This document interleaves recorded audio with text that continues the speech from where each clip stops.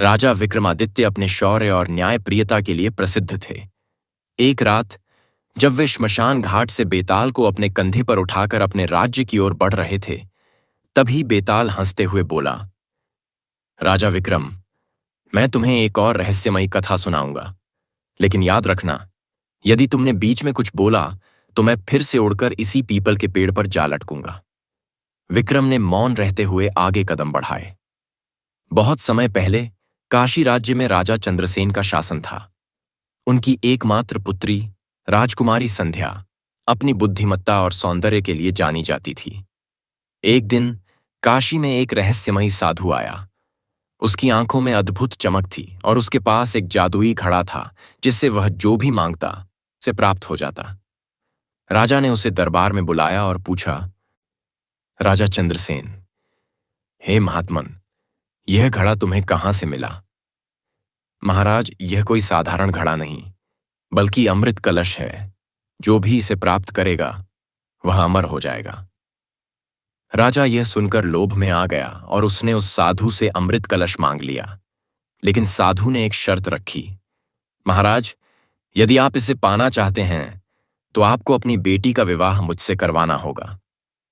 राजा इस प्रस्ताव से विचलित हो गया, लेकिन सत्ता और अमृता के लालच में उसने संध्या की शादी साधु से तय कर दी।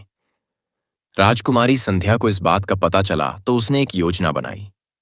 शादी के दिन उसने अपने कक्ष में साधु को बुलवाया और मधुर वाणी में कहा, हे महात्मन, यदि आप सच में मुझसे विवाह करना चाहते हैं तो पहले मुझे अमृत घड़े से अमृता प्रदान करें, तभी मैं आपकी पत्नी बनूंगी। साधु को संध्या की बात सही लगी। जैसे ही उसने घड़े को उठाया और अमृत निकालने लगा, संध्या ने तलवार निकालकर घड़े को तोड़ दिया। अमृत जमीन पर बह गया और साधु क्रोध में भरकर चिल्लाया, तुमने बहुत बड़ी भूल की। अब मैं तुम्हें श्राप देता हूं कि जो भी तुमसे विवाह करेगा वह उसी रात मर जाएगा। श्राप देकर साधु वहीं भस्म हो गया, लेकिन संध्या पर श्राप का प्रभाव बना रहा। समय बीतता गया।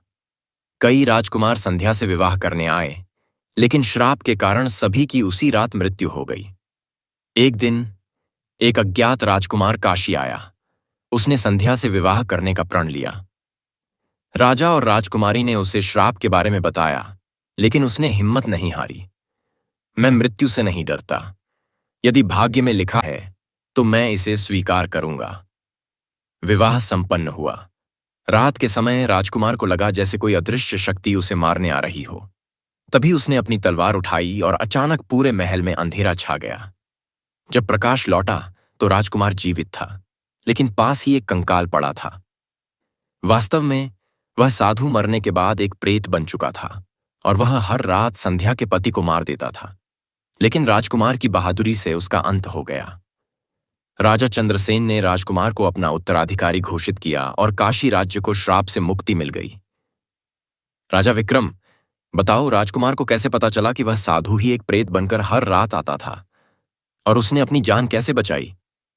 विक्रम कुछ देर सोचते रहे, लेकिन फिर बोले, राजकुमार को यह समझ में आ गया था कि जब तक अमृत घड़ा टूटा नहीं था तब तक साधु मरा नहीं था। लेकिन घड़ा टूटने के कारण उसकी आत्मा मुक्त नहीं हो सकी और वह प्रेत बन गया। राजकुमार ने विवाह की रात स्वयं को सजग रखा और जैसे ही उसे महसूस हुआ कि कोई शक्ति उसके पास आ रही है, उसने तुरंत प्रहार किया। उसका वार सही पड़ा और प्रेत समाप्त हो गया। जैसे ही विक्रम ने उत्तर दिया, बेताल जोर से हंसा और कहा, राजा विक्रम, तुमने सही उत्तर दिया, लेकिन नियम के अनुसार अब मैं फिर से उड़कर पेड़ पर जा लटकूंगा। यह कहकर बेताल फिर से उड़ गया और विक्रम उसे पकड़ने के लिए वापस लौट पड़े।